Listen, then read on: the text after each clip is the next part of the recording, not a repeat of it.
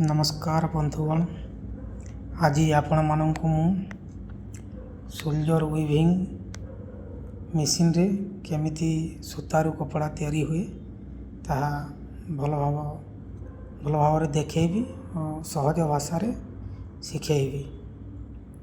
प्रथमे सूता को सेट करा जाए भल कि तापर सूतारू मेसीन रे कपड़ा तैयारी हुए।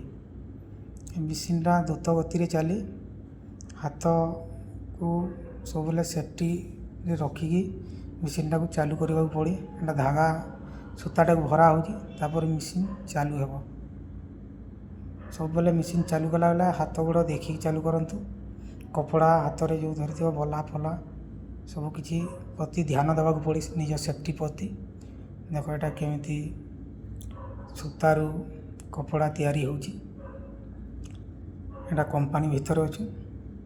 एटा नाइट शिफ्ट चली मु धीरे धीरे आपण मानू सबकि देखी। एटा प्रथम वीडियोटी अपलोड करी। देख एटा केमिति सूता को गंठी पकाई तापर भरा हो तापर मेसीन को चालू करा हो। चालू करला बेला देखिबो केमिति केते स्पीड रे मेसीन टा चले।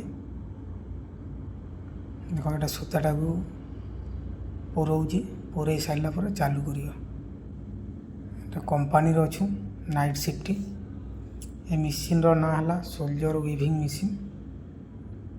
एथिरे काम कले मासक 20 ରୁ 25,000 टंका मिलिबो।